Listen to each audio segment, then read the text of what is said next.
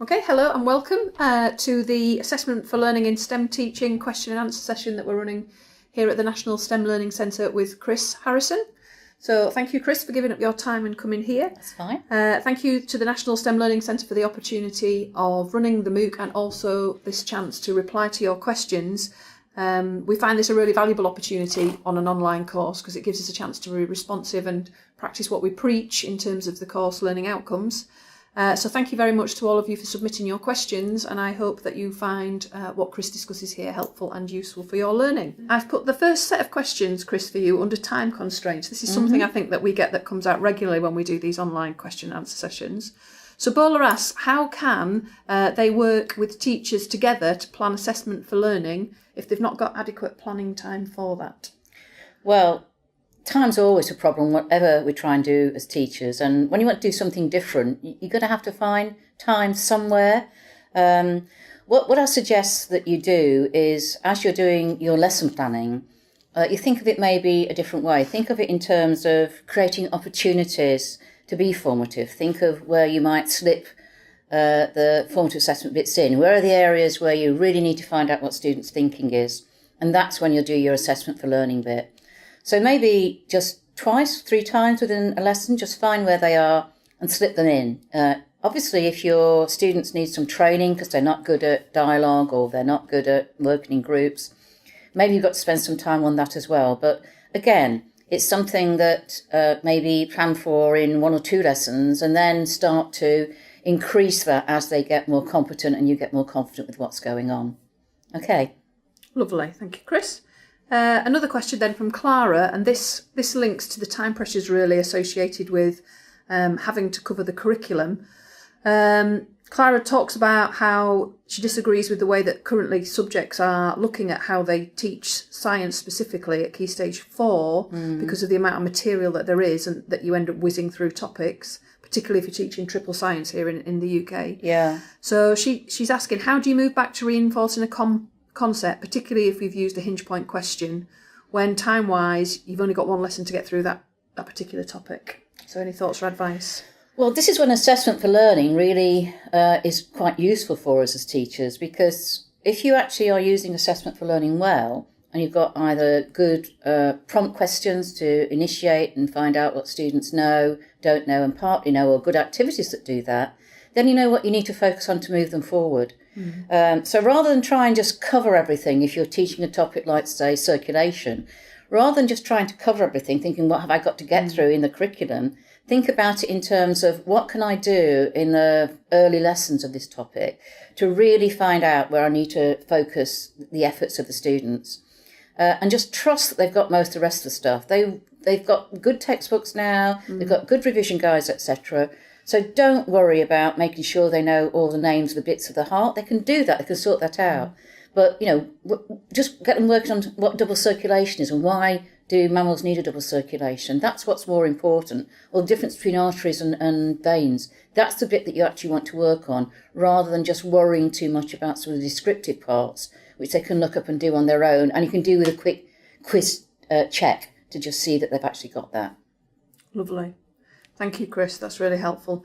So Shafiza Oluwasegun and Ajiten Mobi have kind of asked a similar question to Clara. Again, they're saying that their biggest concern is about time management. And they're saying, how do we ask questions to assess each and everyone in the class, even if they've got groups, because it's going to slow the pace? How can they avoid that pace slowing when they've got so much content to teach? Well, I think you've got, again, to think about what you're doing when you've got a classroom of learners in front of you. You're not doing one-to-one teaching. You're not going around and teaching each child individually. And you've got to trust that they actually are a resource for one another. Margaret Heritage, in her 2007 paper, which you can get online, it's a Phi Delta Kappan paper, 2007, Margaret Heritage, she talks about students being a resource for one another. In other words, they can learn from one another. And what they do is when they work with an idea, as they're talking about it, they start to think about, so what has Jane or David or Yagnes just said? And is that what I think? And if they're not sure, then they can start raising those ideas with others in the groups and with the teacher. And things get sorted out through doing that. So it's a slightly different approach. And sometimes teachers can be nervous about doing this at first because they might think that one student might unteach another.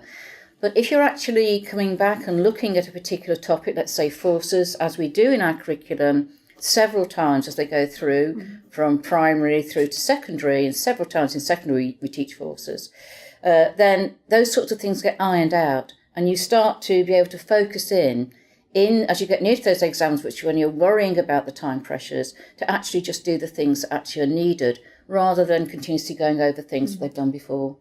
Yeah, lovely. Some lovely ideas there. Clara also asked, and I think this is useful picking up, is there a bank of main core ideas for which it's worth taking the time to build a hinge point question bank? So, you were talking about the key concepts. Is there a bank of those? The misconceptions work, and again, if you Google misconceptions in science education, lots of things will come up about that, and they're areas really ripe for looking at hinge point questions, because they tell you the sorts of unusual ways and alternative ways that students can actually look at some of the concepts. And I think the most important thing to do is when you start producing hinge point questions, when we look at the ones for this year, again, if there's good ones there, we'll put them up so that people can actually use them in their classroom. But share things with colleagues, find ones to work with. Association for Science Education is a good place to go to for that sort of thing. They've got a conference coming up if you're a UK teacher in January. And we're actually having a celebration of the original work of Inside the Black Box. There'll be myself there and Paul Black and lots of teachers who teach using assessment for learning very well on Saturday the 12th of January, 11 o'clock. So if you're at ASC Annual Conference, there's my advert for you for today. Do come along to that, and that will be online. We will put that online on the ASC website and the King's website following that particular conference. So go to where there's local teacher groups. If you're not in the UK, there's maybe teacher groups you can go to. And again, share questions. It's the best way. Most of my questions I use in my own teaching, I've stolen from other teachers, maybe adapted a bit, but I've stolen from other teachers. Yeah, lovely. I agree. I think to add to that, Clara, as Chris said, the National STEM Learning Centre online has got lots of resources. They have got, and we have pinned it up on various pages throughout the course, a page dedicated to hinge point questions, which would be useful for you and also for colleagues if you wanted to develop that. We talk through the principles, we give some exemplars, like Chris said, and we also link to other sites that will help you with that. Our other MOOC, which is starting to run at the moment, Planning for Learning, which you may want to do in the future if you've just finished this assessment for learning. We have sections in that where we look at areas for misconceptions. We look at primary, secondary, science and maths, and we link to websites that have done research on those topics. So as Chris says, you can use the misconceptions as the start for your hinge point question planning. So those are resources that will help you too. And as Chris said, get down to ASE if you can. That's a fantastic opportunity. So thank you very much, Clara. That's really helped us all. So moving on to our next question now, which comes from Adele. This is our next section, which I think I've classed under student engagement. Various aspects here about how we get pupils to buy into that learning process. So Adele asks, how do I assess a pupil who simply says, I don't know, each time I ask a question? You say, fine, and I'll come back to you in a minute. And you get some other ones that you know from when you've been walking around eavesdropping in on their discussions can say at least something about whatever it is your original question was about. But don't let them off, don't let them not answer, because, you can actually just say to them, so do you agree with Jamie's answer? Have you got anything to add to that answer? And they might say, no, they haven't. And you can say, well, how about if you look at this within another context? So if you've asked them a question, again, let's go back to forces. If you ask them about forces and you're talking about springs and things, say, so can you think of how this might be used in toys? How, have you got younger brothers or sisters? Are springs used in toys? How are they used?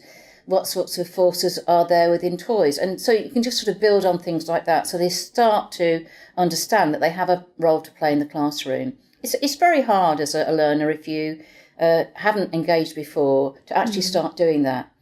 Your peers will think of you as the one that doesn't answer, but eventually they'll come to think of you as one that does answer. So, get them to have a go by cajoling them in some way. Yeah, lovely. Thank you, Del. Other ideas I've come across, I think some of them are in the course and others have been shared by teachers who are working through it. So we've got the classic think, pair, share, where you get the child to talk to another child sitting next to them. We've had Think, Ink, Pair, Share, which I don't know if you've come across, Adele, but the children actually get a chance to think and then write down their thoughts. So everybody's written something. So you could just say, what are your ideas? What are your thoughts? What have you written? And just show that you value everybody's input. And then Think, Square, Share was one that I've not heard of before. No. So you ask a question, the pupils then talk in fours, which I think is quite nice. And then you get a chance to find out what their thinking is. So some ideas to help build that culture for you there. Okay, thank you, Adele. Thank you, Chris. Moving on to question number 5, which is from Noor. So Noor asks, again, about student engagement. How do I manage my time during the lesson if most of the questions are not answered? Sometimes they feel it's better that they just teach directly rather than asking questions just because of the time constraint, saying that questioning takes up lesson time. So a good place to start, if you actually want to start thinking the lesson more in terms of discussion or dialogic teaching, is maybe go and have a look at Neil Mercer's work or Robin Alexander's work. Again, Google either of those two because they've got very good websites which explains about their work.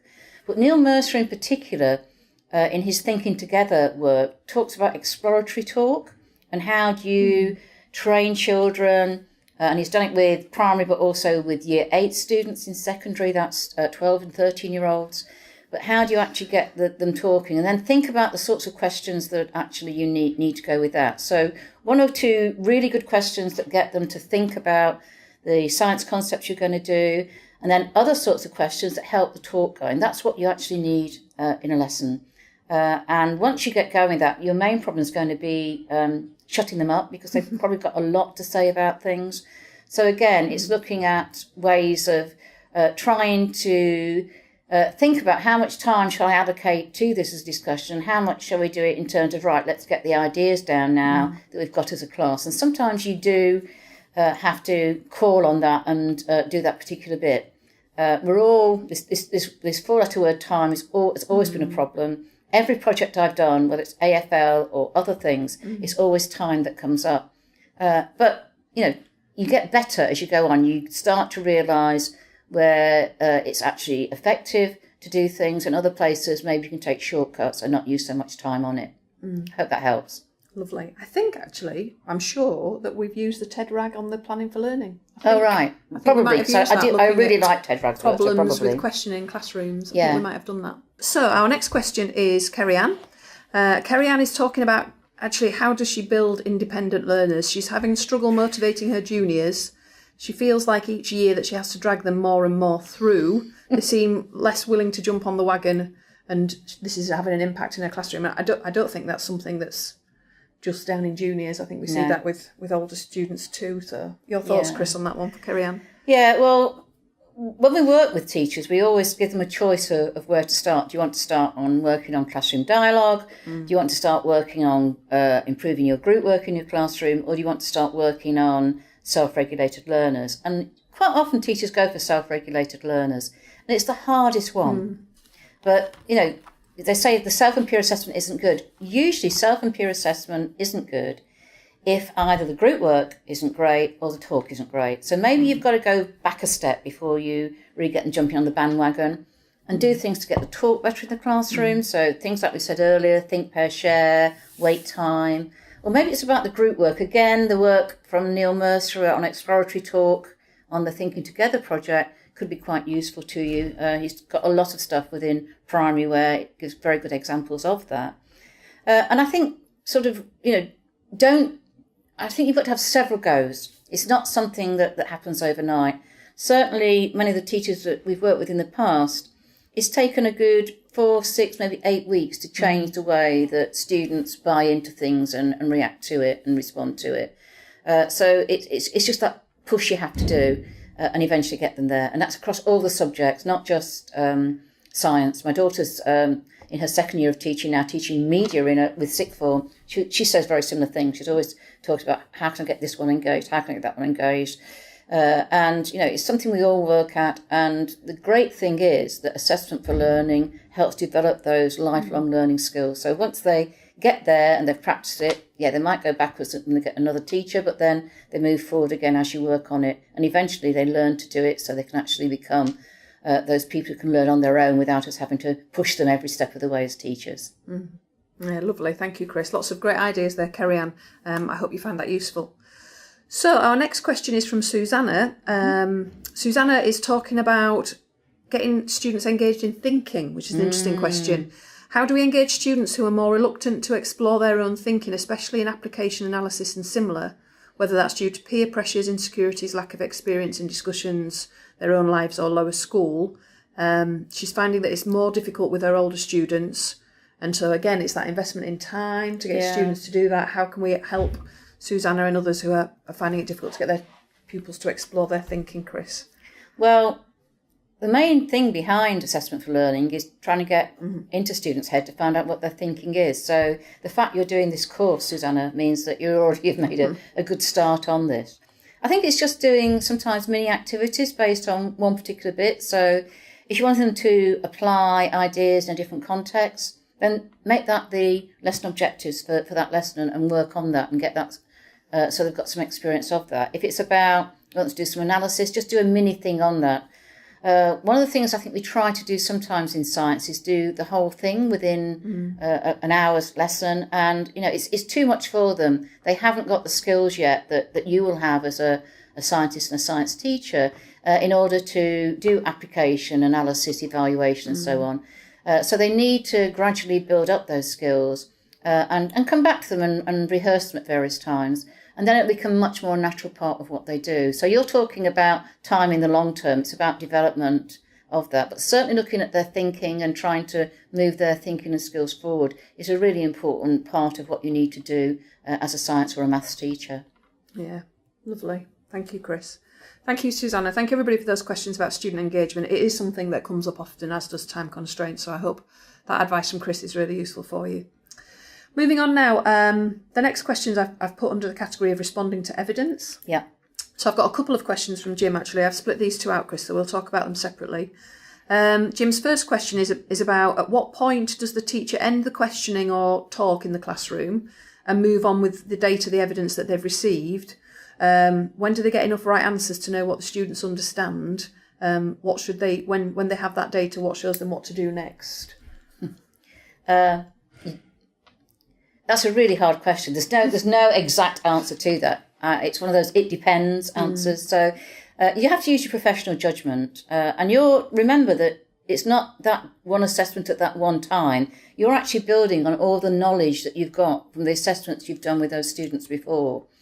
So, if some of your high attaining students are querying something, then either it's something that's a bit ambiguous, and maybe some of the mid learners and the low attaining learners will be really struggling with it. Or maybe it's just something that's a little bit different for them and they haven't got the confidence to actually look at it. Sometimes high attainers are not as good as mid and lower attainers at having a go at things. So you've got to make that call because you know your students. Part of an assessment for learning is getting to know your students and then using your judgment that's built up over the time you're with them to make that next call of where to go. There's obvious things like, if you do a hinge point question and you've got, let's say, 30 kids in your class and only 3 get the right answer, you've got a lot of backstepping to go to sort that one out. If you've got 15 answering, you've got to think what it is. So maybe you've got to find out something in that one as to why it is that 15 say this and 15 say no. It could be a debate of picking a couple of kids who say no, a couple of kids who are saying yes to something and actually opening that up. The difficulty comes when it's something like 22 have got it. Do I spend time to get the other 8 moving forward in that one, or do I actually make a note of that and make sure I've got a mini activity maybe at the beginning of the next lesson which picks up particularly on those 8 or some of those 8 to move them forward, and just picking them off like that really. So sometimes you go for the majority, sometimes you go for, right, I'll just do the bits picking up, and what that does is consolidate it for those other ones as well, because they could have guessed C to that hinge point question when really they were thinking maybe B or D is right as well. They could have easily got it wrong because they haven't got it really sorted out in their head. So several goes at it over time I think will actually help with that. Lovely, thank you, Chris. I think also, Jim, that we have other courses that would complement your thinking for this as well, because it is a hard question. As Chris says, we've written additional courses, planning for learning and differentiating for learning, which I think will give you more ideas. Yeah, particularly differentiating for learning would be really useful for you to think about, because I think on that one as well we focus in, don't we, after what to do after hinge point questions in particular. So you would get ideas that will help you with that. So thank you, Jim. The second question for Jim then is, when is it better for teaching to simply be about just telling the facts, or when is it better for students to uncover the facts, in particularly through discussion? Jim says, he's watched videos in this course and it seems that the teachers could simply have said, here's some new information and moved on. So your thoughts on that one, Chris? Yeah, sometimes it is about giving them things to do, but and just passing on of information. But often it's about getting them to engage and to sort out. And you need to check that you've given them information, that they've actually taken that in and actually connected it together. It's the connecting together of those bits of information and what it means to them and how they connect it with the other knowledge that they've got and how are they seeing the new ideas that are starting to emerge with what you've actually given them. So I would say majority of your activities should be based on the students actually sorting things out. I believe in constructivism. I believe that, actual ideas come from putting things together and then challenging and redoing those connections and so on. And that's how my teaching works. I mean, going back to your earlier question about hinge point questions, I'm thinking of Skidmore's work here, and he talks about journeys, and I translate his work into, you come to a question and you've got different routes to take, so your journey might be different after the hinge point question. My personal view is that teaching and learning is not about cramming facts of science down students' throats that they then reproduce by rote learning, but it's much more about either thinking of it as a landscape that we're taking children across, a curriculum landscape, and there are different routes of moving across, and there are times when you need to guide and times when you need to let students find their own way, or thinking about it much more in terms of building something, and you're scaffolding ideas, getting students to think about it, and maybe to actually get them to think, you need to do a few step-like teaching, lecturing bits in order that they've actually got bits of information to put together and to start thinking about. But on the whole, I think we're actually much more into your students being active and your students taking the learning forward, and you trying to do the teaching that goes alongside that. Lovely. Thank you, Chris. That's really helpful. Rahani's got a similar question to Jim about responding after the hinge point questions. The reason I've kept this one in is because Rahani's asked in particular about grouping or by working with individuals. I wonder if you had any thoughts about grouping after using hinge point questions that might help Rahani. I've seen it used very well in classrooms where, if there's a hinge point question and there's A, B, C or D answer, that you group, you group the kids. Either you say, okay, D's and B's get together, A's and C's get together and argue out and let's have a look at it again. Or maybe you actually decide to have groups that got A, B, C and D in a mix of groups and then discussing it. Or maybe you're going to have a debate and you put the A's on one table, B's on the C's and D's, and then there's a whole class debate after they've had some time thinking and saying more about why they think the other ones are wrong and why they think they are right. There's different ways of doing this. And really, again, it's about your judgment based on your assessments you've made previously of how their emerging ideas are developing as to which one you would actually choose. So are you actually doing something that's actually helping them construct ideas more? Or are you using a hinge point question as it was originally conceived by Dylan in terms of doing a check once you feel that they've got most of the ideas sorted out? It's a last check before you move on. So you've got to decide where they are in their learning, what you believe they understand and what they don't understand, and what do they partly understand. And then you make the call as to how you do it, whether you take them forward, whether you group them to do bits more work on it, or whether, if we're going back to the previous questioners thinking about if 24 out the 30 have got it, maybe I just do a bit of work with those 6 separately in a group and the other 24 move on to the next bit. There's various ways of handling it. And I've seen teachers do all of those and probably more. But it's really down to, it's thinking about, so how do I respond? If I get this, how do I respond? Plan it out. You still might get something you've not thought about, but you'll be in a much better position to make that judgment if you have done some thinking prior to actually teaching it. Lovely. Thank you, Chris. Thank you for your questions, everybody. These are really helpful, getting lots of ideas. So moving on now to just a couple of questions that have come in, which I've classed under the clarity of learning intentions, the point of the lesson. So City has asked, they're interested in making group activities where pupils are producing PowerPoint presentations. How can they manage the lesson so that the students can build their own PowerPoint and not disturb the go for that day? The problem is students not having clarity about what makes a good PowerPoint presentation, I think, from what City's asking here. Oh, so various ways, really. I've seen teachers do things where they've produced PowerPoints, or some slides from PowerPoint presentations that have got problems in them, and they say, would this be a good slide, or would that be a good slide, or would it be good to have this slide after that slide, or how could it be done better? So you teach them about what quality is in terms of a presentation, and what you actually would want in there. I mean, you have to set rules, as we all know, number of slides they can have, etc., and maybe number of words on a slide and so on. Otherwise, you get some quite weird things coming through at first. I know that from experience. Yeah. But any skill like this, you need to maybe do a small activity where you get that sorted out.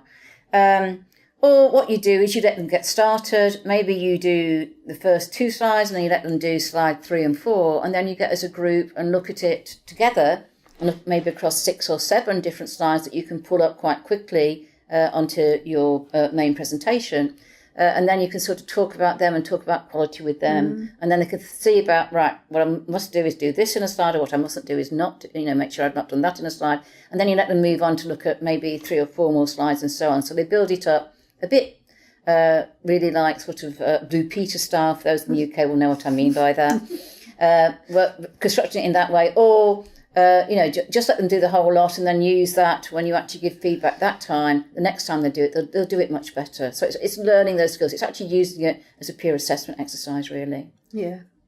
Thank you, Chris. It is something, City, that, again, we explore in our Planning for Learning course, where we've spent more time focusing in on how we can help our learners know what we're expecting in terms of the learning goals and helping them understand what success is up front. And as Chris said, doing that on a co-construction way, so that actually they're part of generating those success criteria and not just being provided with them. So yeah, more ideas there for you.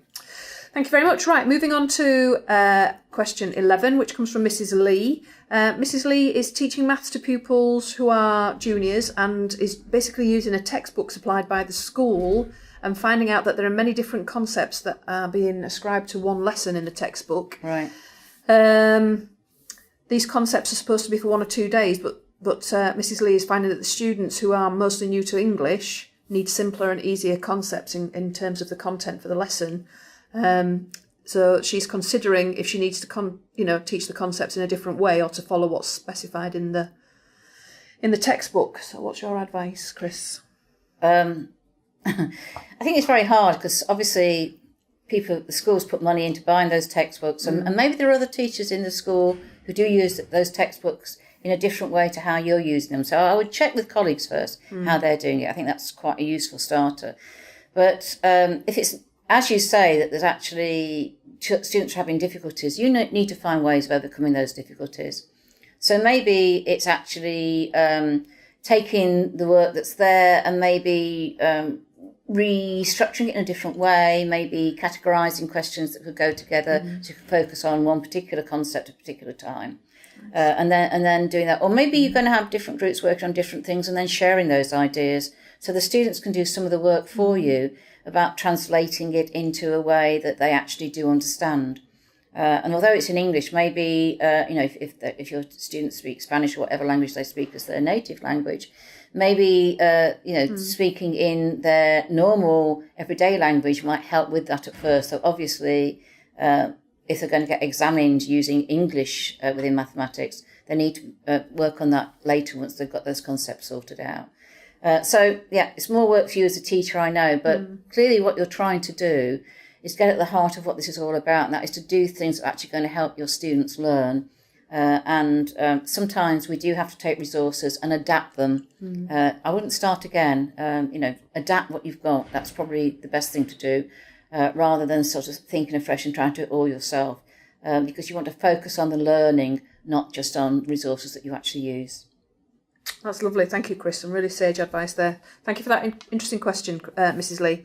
So moving on now to thinking about inclusion in our classroom. So Juanita has asked, how do you apply assessment for learning with students who are new to learning English? So you already kind of started touching on that on the previous answer, Chris, but anything else that you could add? I mean, I think there's 2 things with this. One is knowing the language to do it, but also knowing what the cultural norms are within your classroom. Certainly, I go into a lot of London schools, and we get a real fantastic diversity in classrooms. But a teacher might be faced with, in a class of 30 with 20 odd different languages as their first language. But it's not just the language. You can get over that to some extent, particularly in science and mathematics. The problem is that they don't know your expectations sometimes about how you want them to answer, what you want them to say, whether they're allowed to make comments on things. So you're teaching the cultural aspects of our classrooms as well as the language itself. In English, in classrooms in England, where there are very diverse groups, you see things in mathematics that will help, like, often the apparatus is there in a variety of languages, not just in English. You find sometimes textbooks that they tend to use are actually written specifically for students who actually have are new to language, rather than just giving them simpler things. It's not just being simpler, it's actually getting the constructions that's going to help them to actually understand what's going on. And if you go back to the photosynthesis transcript that we did, just want to point out that in that one that there's a Turkish boy who answers partway through, and he's not said anything, but he's actually followed what the other students are saying, and he's the one that comes up, Tariq is the one that comes up with the word photosynthesis. So he's picked up that word, and he actually was a very bright boy in terms of his science. But he was listening in. What he found difficulty in doing at that stage, because he'd only been in the country, I think, 4 or 5 months, was he found difficulty in terms of discussing it, but he could listen into those discussions and do his thinking, and then he could actually express himself when he was able to. And in this case, he came up with that word photosynthesis, and the teacher showed how much he valued that. He wrote it on the board. They didn't discuss it, but he wrote it on the board. That meant this is a word that I want everybody to use, and it actually conveyed that back to the class. So when you can actually try and get those sorts of things, where you can try and get your students who English is a second language or an additional language to actually engage in what they can do in the lesson, then that will actually help. Okay, I hope that's useful. That's fabulous. That's lovely. I never knew that about Tariq. That's really good. That's really interesting. Really interesting. Thank you. Thank you, Anita. Right. Okay, moving on to our next question. Thank you, Gerald. Gerald's asking about different types of learners in the class, and is picking out ideas about kinesthetic compared to visual learners, and linking that to ideas about hinge point questions. So what are your thoughts, Chris, about inclusion in terms of this?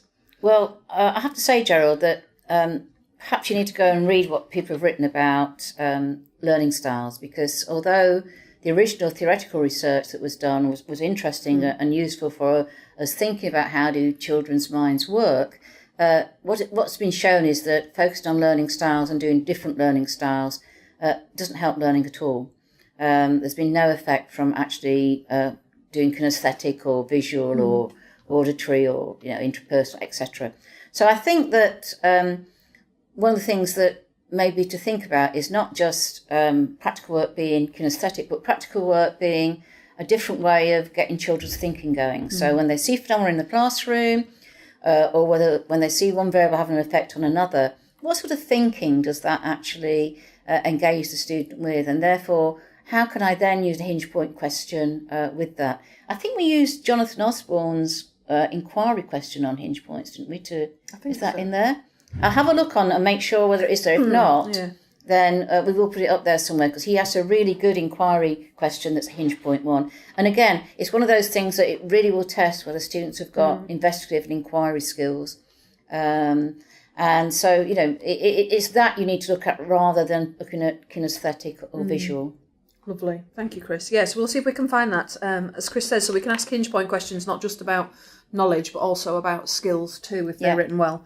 And also to point out, actually, that the National STEM Learning Centre also runs a MOOC, an online course called The Science of Learning, which looks into the research that Chris is talking about and up-to-date evidence of how our brain works and actually what does help learning occur. So that's worth looking at as well, Gerald. That would help.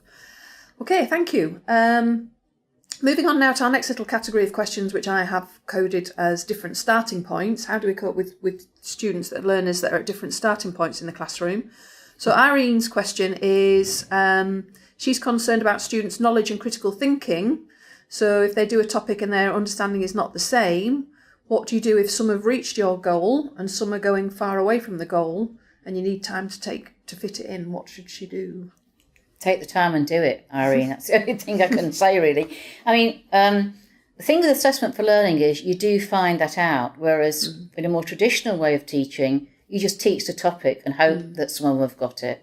I remember myself, when I was a teacher, I taught students hard water for 3 weeks and gave them a test and found out most of them hadn't got a clue what I was talking about. And yet they seem to have done everything I asked of them. That all the experiments were written up, all the questions were answered for homework. But, when I actually said to them, what do you think hard water is? And I remember 12-year-olds looking at me saying, is it ice, miss? And I went, what do you think we've been doing with shampoo and having water from this area where the shampoo won't froth and from this area and it will froth? And they went, oh, miss, your lessons are such fun. Well, they might be fun, but obviously learning wasn't going on. So assessment for learning does show you that, so that you do get stopped in your tracks when you think, oh, they've not quite got this, I need to sort of do some more work on that. Or, gosh, they have got this, I can move forward quite quickly. And I think that's the other thing to think about. It's not always a deficit model. Sometimes when I'm working with kids, I find out they know so much, I have to rethink quickly and move them, sometimes 2 or 3 lessons on to what I've actually planned. There's a teacher in London, at London Nautical School. Hi, Kate, if you're listening in. Excellent teacher, one of our ex-PGCs from King's. And she always has on her desk when she's teaching 3 or 4 lessons worth of resources, because sometimes she finds that some of the boys in her class, and she often gets quite challenging boys in her class because she's the head of science and they get sent to her. But so she will have resource on her desk and she will give them quick questions or engage them for a little while to find out where they actually are at. And then she's just selecting resources from across 3 or 4 lessons to move them forward. She's really skilled in doing that, but having at least a couple of resources that you can move them on to, so you can move on quickly in that bit. And then when you do come across something that's a real problem for most of the class, spend time doing it. Get their heads sorted out. It's worth it in the long run. And then when it comes to those final exams, it's there in their heads. That's where we need it to be. Absolutely, that's lovely. Thank you, Chris. I have to say, I work often with adults, in physics for non-specialists, and I find the same with adults, and we spend time unpicking it. But we also find that we can get through other concepts faster once we've got, unpicked those alternative ideas. So thank you very much. Okay, our next question from Shola. How do teachers apply hinge point questions with students who are at different levels in one classroom? Well, hinge point questions are perfect for that, because what you'll actually do is, if you really work on your hinge point questions, you might find out that if you've got a hinge point question that's actually got 2 answers that are right, so maybe A and D are right, then, or at least a fit with the STEM that you've actually got there. But some only get A, some only get D, and some get A and D. Straight away, you know where you've got to work with the students who haven't got the A, you've got to work on that bit with them. The students who haven't got the D, you've got to work on that bit with them. The ones who've got B and C, you've got to do something else. Assessment for learning leads you straight into doing differentiation. You can't avoid it. Yeah, absolutely. Thank you, Chris. So Emily works in primary. Emily's saying that she has a class of year 3-4 children who are very wide-ranging in terms of attainment and lacking in social skills in terms of, building up effective group work. Her main difficulty is managing time between teaching input, discussion and practical learning. And Emily, she pulls out that it's hard for her to balance the time because some need a lot of input, some children need less. But when they do practical work, they always seem to rush through it. But then they lose interest after the fun experiment and don't particularly want to talk about their findings or their conclusions. So in terms of different starting points for those types of children, and how can we support Emily, Chris? Yeah, I think this, again, is quite a hard one, particularly with, some of them get so excited with the practical work, they just want to get on and do it. If you're making bath bombs, year 3 or something, it's just so exciting. And maybe you're going to make bath bombs and they just have the excitement of doing it the first time. But maybe come back to it either the following year or maybe later in the year if you've got time. And maybe think about, so what about if we make different size bath bombs? What would we expect? Could we do some way of timing how long that's going? And focus then on that particular thing, looking at variables, and they're looking at measurement. I know that Jason Harding, who works for CLEAPS, is doing some work at the moment with teachers. He's got a pilot study going where he's getting groups to focus on, let's focus on observation skills in this one, let's focus on measurement on this one, let's focus on maybe writing or coming to conclusions, reaching a consensus and conclusions in this particular activity. So they know that is the learning intention, the success criteria for it. So they might be doing the exciting thing of getting to the end of this exciting experiment, but that's what's being valued. And he's got this sticker system of ninjas, he's calling it at the moment. They get a ninja science sticker, which is, very valuable in primary classrooms, if they actually do well on that particular bit. But they still get the fun of doing the bath bomb if their observations still aren't very good. It just hones them in that, maybe next time I could get a ninja as well. And it seems to be working quite well. There's only, at the moment, a small group of teachers doing it. But we've been looking at it and hoping to do some research on what those teachers and what Jason's doing with them to sort of try and build on this. But it's that way of capturing their excitement and vivacity at the same time of getting them to know what you're valuing and what you want to do in terms of the learning. And clearly you're thinking about that, and you probably know your children well enough to think about what's going to really motivate this not to do it. Lovely.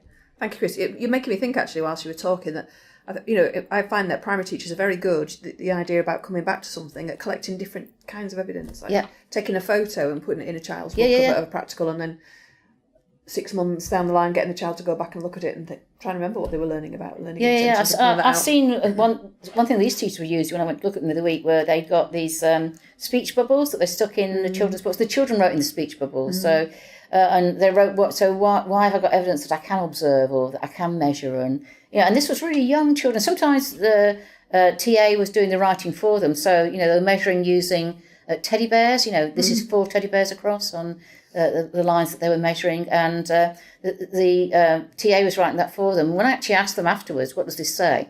All right, they can't read, these children can't, but they told me it said this is the line was 4 teddy bears across. So they actually picked it up. Yeah.